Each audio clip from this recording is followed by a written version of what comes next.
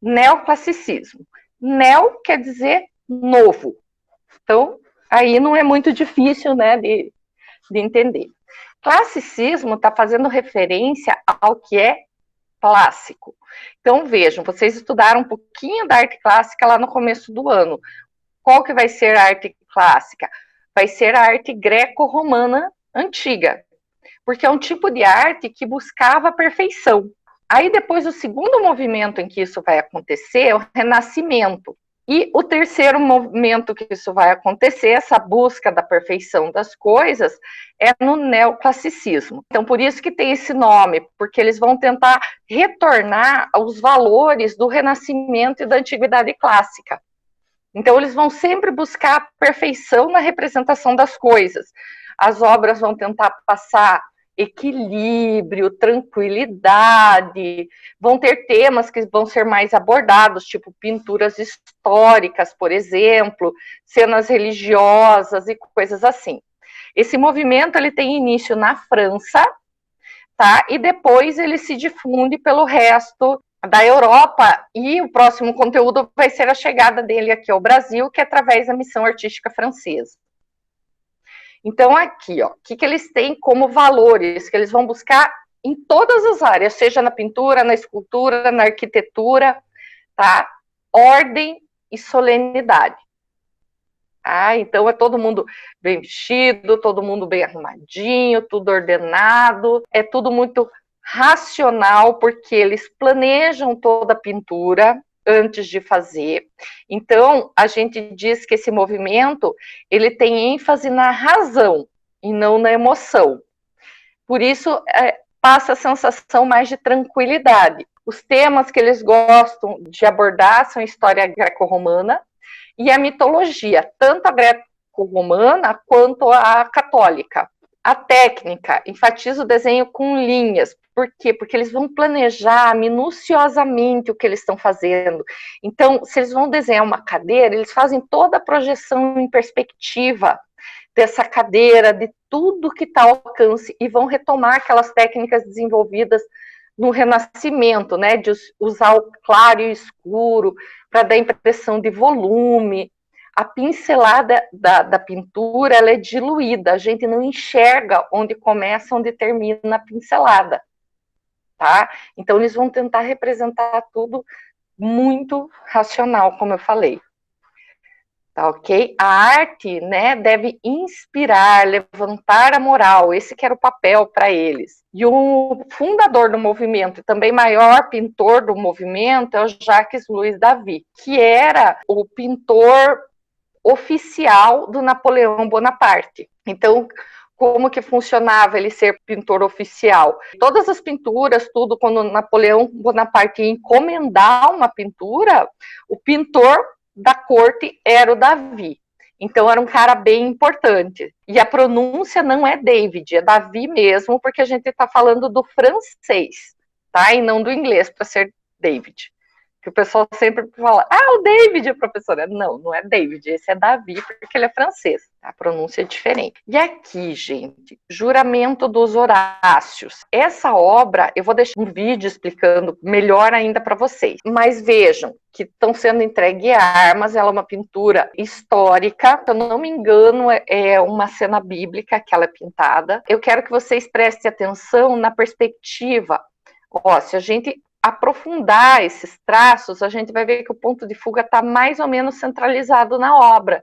Isso é bem comum no período, porque vai dar uma impressão de equilíbrio para a gente. Outra coisa, horizontalidade, ó. A organização é como se tivessem linhas na horizontal organizando a posição das coisas que a gente vai olhar. Então, veja que embora as mulheres estejam chorando, por quê? Porque eles estão indo para a guerra. É um choro que você imagina um choro tranquilo, não aquele choro desesperado, assim. Então, sempre vai ter essa questão de passar essa impressão mesmo de tranquilidade. Essa acho que é a obra mais conhecida do neoclassicismo, Napoleão cruzando os Alpes. Vocês já devem ter visto essa pintura nos livros de história, quando vai falar sobre as guerras que o Napoleão enfrentou. Então, Como está se tratando de guerra, a pintura ela tenta retratar um pouco de movimento, tanto que o cavalo está empinando. Mas vejam que ele empina numa linha paralela à montanha, ó. Então isso já é uma coisa que vai dar a impressão de equilíbrio para a gente. Outra coisa, ó, a cabeça do Napoleão e a cabeça do cavalo estão alinhadas na horizontal. E olhem a expressão do Napoleão, que é uma expressão de quem vai vencer a guerra. Então a arte também era usada como uma propaganda de quem? Do vencedor, sempre. Aqui atrás do morro, ó, vocês podem ver o exército do Napoleão. Aqui eles estão carregando um canhão, né? Aqui gente puxando o canhão, que devia ser uma coisa bem pesada, ó. E eles estão subindo os Alpes, ó. Aqui a gente vê a curva que faz essa obra. Percebam que ele representa até a musculatura aqui do cavalo, a veia saltada. Ela dá uma impressão muito grande de realidade. E mesmo que eu amplie, tá, vou dar um zoom aqui, ó, a gente não vê onde uma pincelada começa, onde ela termina. Né, dá uma impressão até de fotografia, só não é fotografia porque nem existia ainda nessa época. Então, vejam, a pintura ela é muito requintada, ela depende de uma técnica muito sofisticada para conseguir esse efeito. Outra coisa, ó, ele utiliza aqui, ó, o chiaroscuro, que a gente fala que é para dar impressão de volume. Então, onde está claro, parece que se aproxima da gente. Onde está escuro, vai parecer se distanciar de onde a gente está. Tá ok? E ele usa também uma técnica desenvolvida no Renascimento que se chama esfumato. Que o que é? Vocês vejam que o degradê a gente não vê as pinceladas, parece que vai esfumaçando, daí o nome esfumato. Por que tem esses nomes em italiano? Porque essas técnicas foram desenvolvidas no Renascimento italiano. E essas pinturas, gente, eu não tenho até o tamanho dela aqui, mas elas são sempre bem grandes, tá? Bem gigantescas, assim. Aqui, a morte de Marat. Vou contar um pouquinho sobre o Marat. O Marat, ele era um adepto à Revolução Francesa, só que ele era um cara muito violento. Ele mandava matar ou matava, assim, à torta e direito. O Marat, ele tinha um problema de pele bem grave, que daí ele tinha que ficar muitas horas na banheira com água, que é isso que está representado aqui, ó, com tecido, tal, para não dar o contato, para aliviar a sensação ruim que ele tinha na pele. Eu não sei se era dor ou coceira, mas enfim, ele tinha alguma doença que ele precisava ficar muito tempo na água. Aí um dia chega uma moça que ele achava que era amiga dele, mas na verdade ela estava do outro lado da Revolução. Ela era contra os assassinatos. E ela assassina o Marat com uma facada, ó. E vai embora. Então aqui aparece uma carta dele escrevendo e ele é retratado meio numa posição de herói. Mas quando essa mulher foi a julgamento, ela falou assim que era melhor uma morte do que 100. Porque o Marat realmente era um assassino, assim, sabe? Mas vejam que ele é retratado pelo Davi de uma maneira muito serena, que se você não prestar atenção aqui no corte, você tem a impressão que ele está dormindo. Por quê? Isso é característica do período neoclássico. Tudo é representado com muita sobriedade, muita tranquilidade. Se isso aqui fosse uma pintura barroca, que vocês já estudaram esse ano, esse sangue ia estar esguichando, assim. Mas não, é de um outro período. Né? Então a ideia é passar serenidade com as pinturas. Outro pintor importante dessa época é o Dominique Ingres. O Ingres, as pinturas dele são realmente muito bonitas. Normalmente ele vai fazer muitos retratos. E, gente, olha o requinte da pintura, que a gente consegue perceber até os amassados no tecido do vestido. Novamente, horizontal aqui, para dar ênfase. E outra característica da época, percebam que os ombros da princesa de Broglie, deve ser a pronúncia, são super caídos. Não é porque a pessoa tinha problema na coluna. Isso é retrato de uma época, era o padrão que tinha de representação com as pessoas com esses ombros mais caídos. Por quê? Porque o ombro ereto, assim, ele dá mais impressão de altivez. Então, ela era sempre retratada com o ombrinho caído. Aqui, gente, a grande odalisca. Primeiro, uma posição que não era muito comum para pintura. Segundo, a representação do nu. Mas é o nu de uma mulher que a gente não conhece. Agora, perceba uma coisa, que para ele conseguir essa sinuosidade aqui, ó, nas costas, as costas dela, essa parte inferior aqui, elas são alongadas. Ela é maior do que na realidade. Isso também é para dar um efeito maior de movimento na pintura. Então, é muito comum que a gente comece a pintura lendo, que nem um livro, da esquerda para a direita e de cima para baixo. Então, quando a gente chega na odalisca, o nosso olhar faz essa curva, percorre todo o corpo dela, para daí vir para cá para o final da obra. Para contrabalançar, né, para equilibrar, ele usa essa cortina aqui, toda bordada. Então, olha os detalhes, gente, da pena, tudo muito detalhado na pintura dele. Sem contar os pezinhos, né, porque pintar pé, gente, Deus me livre e guarde, é muito ruim. Aí, o neoclassicismo vai chegar também na América do Norte. Ele se espalha pela Europa, mas a gente já está no processo de colonização, né, das Américas, vai para a América do Norte. E lá, a gente vai ter as pinturas, especialmente desse Charles Willson Peale, ok? Mostrando, nesse caso, a família dele, mas ele faz várias pinturas. Vejam que tem uma diferença. Olha aqui a cabeça das mulheres. Estão vendo que está tudo coberto. Por quê? Porque os Estados Unidos se torna um país, eu não sei se ele é, eu acho que ele é calvinista, mas ele é de uma das religiões protestantes. Então as mulheres casadas ou as adultas usavam sempre algo cobrindo a cabeça. Tá ok? A tradição nesse período. Veja, gente, que a pintura ela é metalinguística, porque ela mostra o pintor fazendo uma pintura aqui, ó, que seria o retrato dessas três damas aqui que estão sentadas, ó. A gente vê aqui, vê a paleta aqui, o pincel, e também uma pintura organizada horizontalmente. Estão vendo aqui atrás, tem alguns bustos. Esse tipo de escultura, que se chama busto, porque é do busto, né, da altura do peito para cima, também virou moda nessa época. A forma de governo tá em homenagem a essas pessoas. E até hoje, se vocês forem nas praças, é muito comum a gente encontrar essas representações que a gente chama de busto. Elas vão seguir na moda, assim, até o início do século XX, mais ou menos. Esse aqui, gente, foi feito pelo Copley, tá? Retrato de Paul Revere. Novamente, olha, ele é retratado aqui como um intelectual. E vejam, para mostrar a técnica, olha como ele mostra o reflexo da blusa. Ó, ele tá com uma chaleira na mão, então a gente vê detalhadamente aqui, ó, o reflexo tanto da luz quanto dos dedos dele que seguram essa chaleira. E ele está encarando a gente, ou seja, ele está encarando o observador da obra.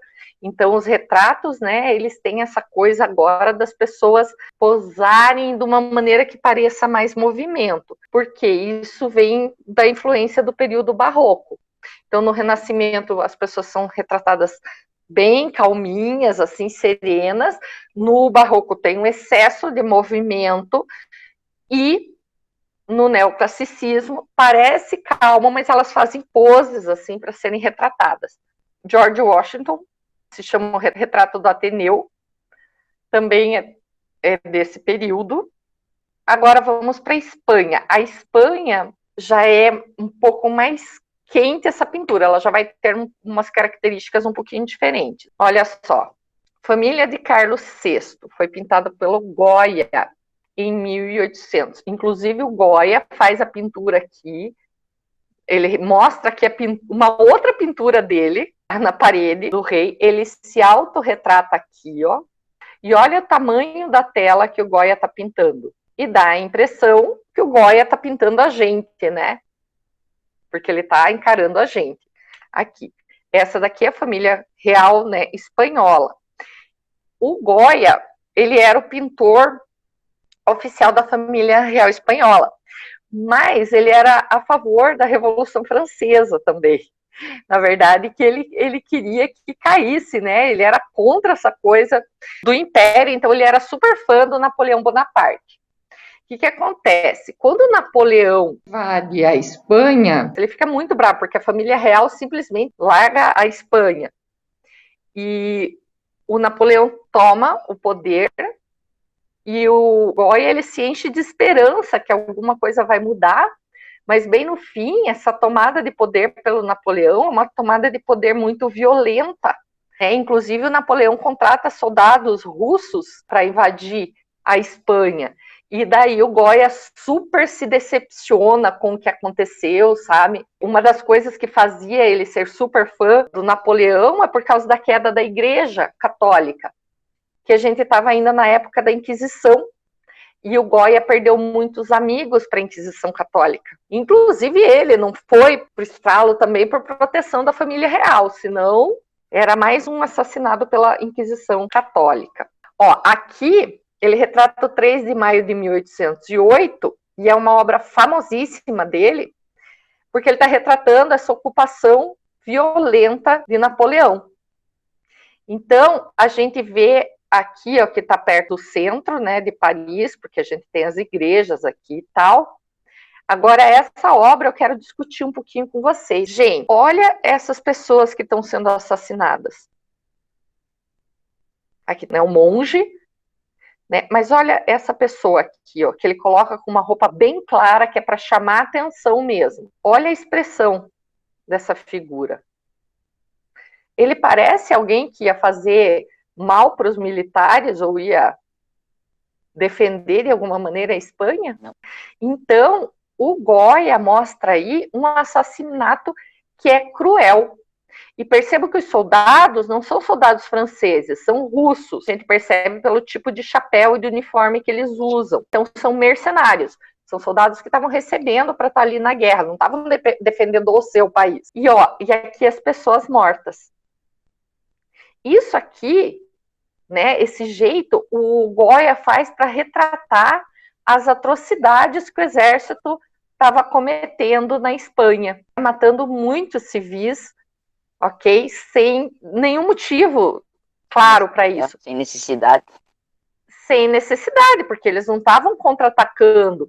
E vejam só, a maneira que ele coloca essa lanterna, que vai dar o ponto de luz justamente para mostrar as pessoas mortas e quem vai ser assassinado. Então acontece uma coisa meio diferente aí. A gente está acostumado a ver nas obras até então o vencedor, né? O cara que mata como um herói. E aí não. Os caras que estão assassinando, eles são retratados como pessoas más. Quem aparece, que dá vontade da gente entrar na obra e salvar, é o povo francês. E até o monge, que ele era bem contra essa coisa da Igreja Católica, está numa posição aqui de joelhos, né, implorando pela sua vida. Então, as obras do Goya são muito fortes. Quem puder, assista ao filme, se chama Sombras de Goya. Vai falar do Goya vivendo esse período que eu estou falando para vocês, entre a Inquisição Católica e a invasão francesa da Espanha, e o Goya acaba enlouquecendo. Então a gente tem 2 filmes dele, um é Goya mesmo, acho o nome, que vai mostrar daí a fase que ele enlouquece, é um filme bem antigo. O Sombras de Goya é um filme mais recente, e é um filme histórico, então é bem legal, porque além da história do Goya, vocês veem o que estava se passando naquele período na Espanha. Recomendo muito esse filme. Só vocês assistam um dia que vocês estiverem meio alegre, porque se você já estiver meio deprimido e for assistir esse filme, você vai ficar pior. É muito forte, a história é bem triste. Aqui, o Colosso, que Goya representa a mitologia greco-romana, né, que era tema comum no período neoclássico. Então ele ataca esse gigante, que ao mesmo tempo que é um gigante, parece que está tão solitário.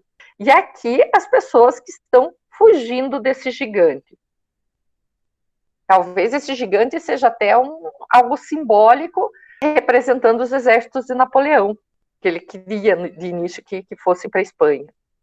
Ó, novamente o gigante. Aqui, ó, gente, isso daqui é uma calcogravura. Calcogravura é uma gravura feita em metal. Então, eu pego uma chapa de metal, ele pode ser marcado com ponta seca ou com ácidos, aí vai fazer furinhos no metal, e quando passa a tinta, as tintas ficam nesses furinhos, depois a chapa ela é praticamente limpada para deixar só a tinta dos furinhos, e depois ela vai para uma prensa. Então, podem ser feitas várias reproduções da mesma obra. Então, o que o artista, o gravador faz? Ele faz as reproduções da obra, quantas ele quer, normalmente é marcado, assim, no cantinho da obra, a quantidade. Daí, vamos supor que ele fosse fazer 50 reproduções dessa. Aí é numerado na ordem, 1/50, 2/50, 3/50, para a pessoa que compra a obra ter noção da quantidade de reproduções que ela tem e na ordem qual reprodução que ela comprou. Isso daí não é o Goya, tá? Isso daí é padrão da venda de gravura, só para vocês conhecerem. Olha essa aqui, gente. Cronos devorando os filhos. O Cronos, ele é o pai dos Zeus, pai dos Titãs, dos maiores deuses da Grécia Antiga. Só que o oráculo falou para ele que ele ia ser destronado pelo filho, que ele não ia mais ser o principal deus. Então, o que acontecia? Cada vez que a esposa dele tinha um filho, ele devorava o filho, literalmente. Tá? Ele comia a criança. Ele comeu todos os titãs, ele engoliu uma galera. Até que nasceu o Zeus. Quando nasceu o Zeus, esqueci de falar que o Cronos era cego. Quando nasceu o Zeus, a esposa dele, Reia, deu para ele uma pedra para ele engolir. E daí ele engole a pedra, achando que tinha engolido o filho. Aí o Zeus cresce, vai lá e abre a barriga do pai dele e salva os irmãos dele. E se torna o deus de todos os deuses da Grécia Antiga. Tá ok? Então, Goya está retratando esse momento. Mas vejam uma coisa que vai começar a diferenciar. Ele está na penumbra, né, da noite, e olhem que a pincelada do Goya já não é tão diluída, ó.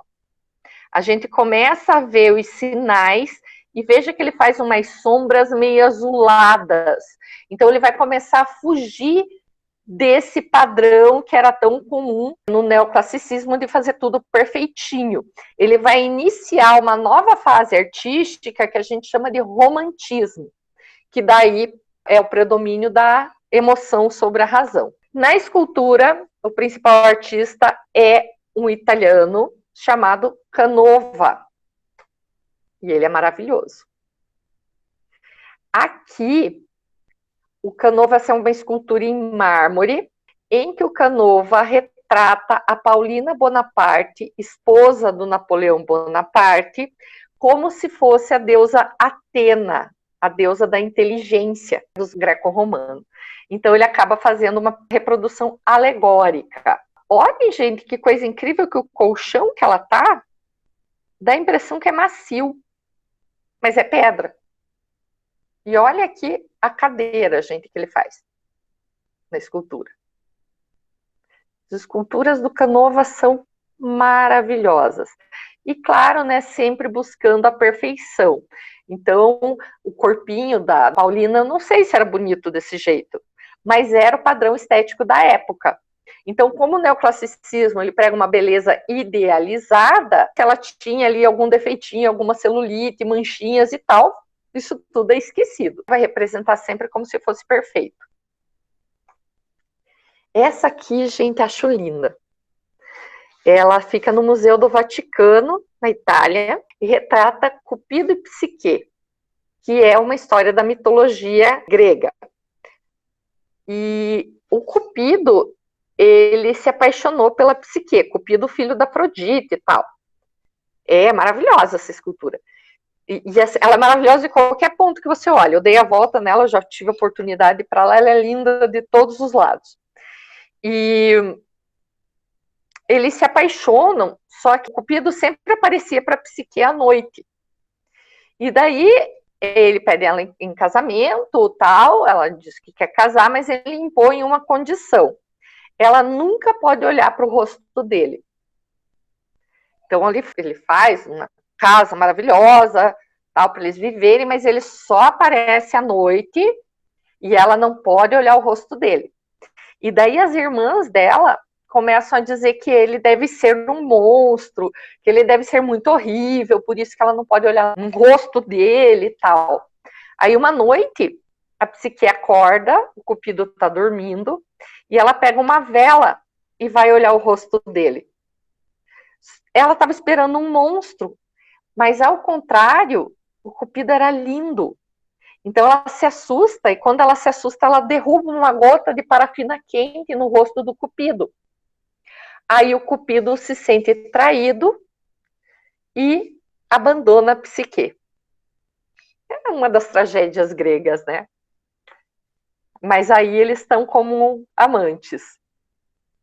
E a gente pode ver, né, o padrão grego, até o uso da técnica do tecido molhado, que era bem comum o uso nas figuras femininas pelos gregos, né, para acentuar a feminilidade, para deixar a obra mais bonita.